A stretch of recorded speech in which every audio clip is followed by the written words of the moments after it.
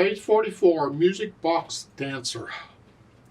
Cut time, or 2/2 time, so there's 2 beats in a major and a half note gets a count, which means these eighth notes, 1E and a 2E and a 1E and, well, again, when I first learn a piece that's in cut time, I put it in 4/4 time, just mentally put it in 4/4, and then I'll put it in cut time later. So I'm going to think about this as though it's in 4/4 time. I'm going to discuss it as though it's in 4/4 time. So these eighth notes are just 1 and 2 and 3 and 4 and.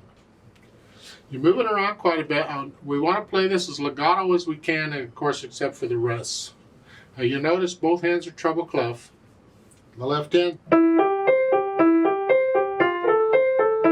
just broken chords, which is good because the right hand's going nuts, so we need to concentrate on that. The right hand's got a lot of broken chords, but you're moving around. And the right hand, there's a note there to play the whole thing an octave higher, 8V an octave higher. So rather than here, because the left hand is here, so the right hand is going to come up here. So 2, 1, here, and then come down during the rest, 5, 4. It's just a G7 chord, that's the fingering, that's fine. I'd do a 3/1, but you can do a 2/1 if you want. You do it again. Come down. And that's most of it, right there. You get over to page 45, third line down, you're ending at first measure. And I do a 3/2/1 for those C's. You can do whatever, but I don't want to use the same finger. I just need the last one to be a thumb, because I got to go up an octave. And this is just a chord, an F chord. And this fingering is normal. You get this in piano. So do that.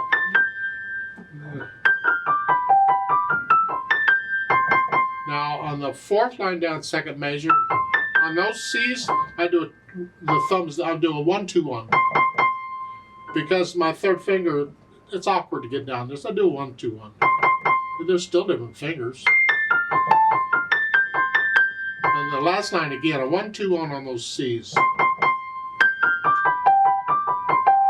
Here, and then put them together slowly.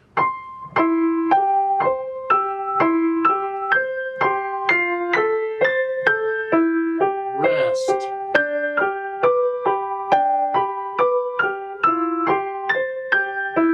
Rest. Get the idea. You go yours slowly, not mine. I'm doing mine slowly. When you get to page 45, third line here, and these chords, you see the little wiggly line? They're arpeggioed. And I play the bottom note with here. And it's just, there's actually staccato notes. You come off of them.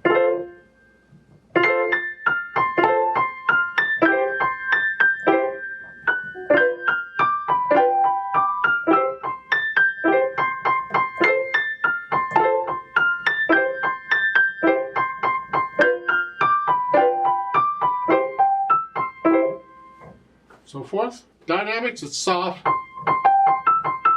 Well, that's easy to be soft up here. The left hand needs to be very soft. We want to hear the right hand.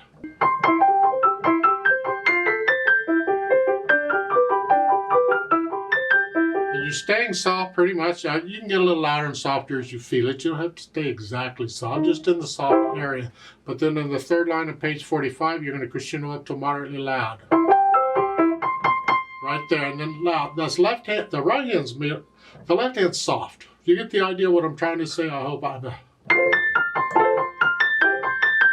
Now moderately soft in the right hand, very soft in the left. And then go back up. Back down to moderately soft. There's a little retard there if you want. It's like the music box's spring is run down, it's slowing down. It's a nice effect. Now we can use the pedals, multiple pedals if you have them. If you don't worry about it, for effect. Because we don't need pedal on this at all. It does just fine.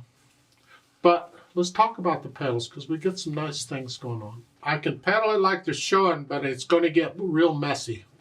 For instance, it's this way. They're changing it like on every measure or every 2 beats or every 2 quarter notes or something. They got all that in one measure. No, please don't. That just, ugh. There is a way with an acoustic piano that you can get away with it, and some electronic pianos you can too. You have to experiment with yours. And that is, I'm not going to push the pedal all the way down. I'm just going to push it a little bit down. I just want the dampers to just barely lift, this, not all the way, but just a little bit. And that's a little more tolerable because it lets the sound die away quicker on each note.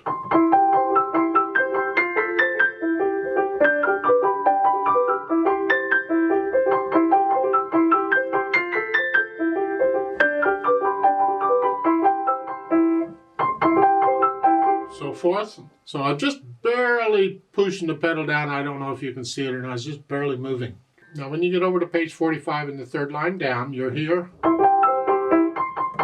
You don't need to pedal those. As far as you don't need to pedal those because I want to lose the left hand. I want that left hand sound to go away. I want that to be by itself.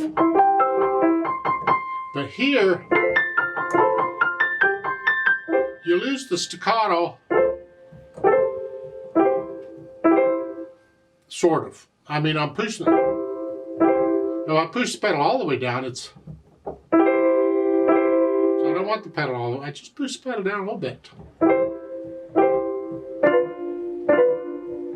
So it's sort of there.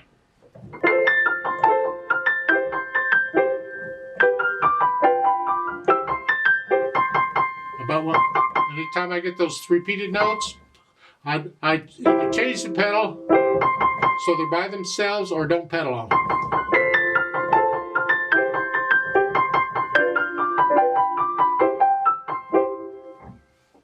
That's my impression of the pedal. I just very lightly on the pedal. And then we use what's known as the unicorda pedal or the soft pedal. Now if you have an upright acoustic piano, this won't do you any good. There's no point. Because all it does is make it softer.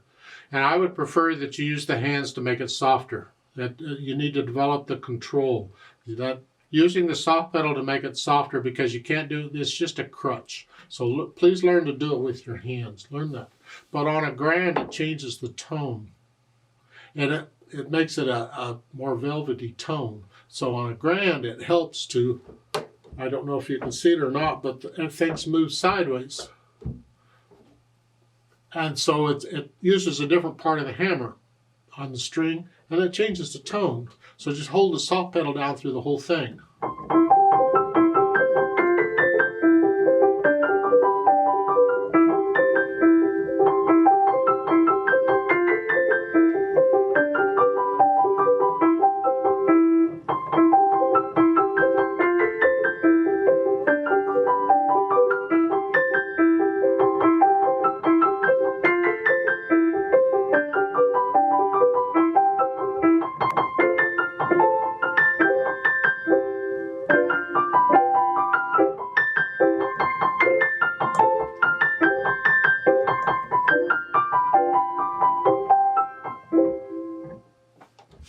Now we need this in cut time, so we want to fill 2 beats to a measure.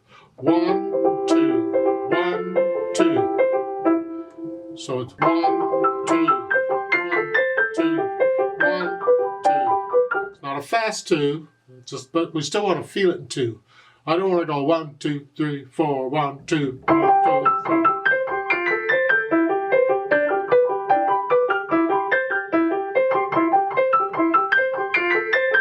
I don't want a 1, 2, 3, 4. I want a 1, 2, 1, 2, 1, 2, 1, 2, 1, 2, 1, 2, 1, 2. I can't count. Can't talk and play at the same time. Ugh. And that's the idea with the cut time thing.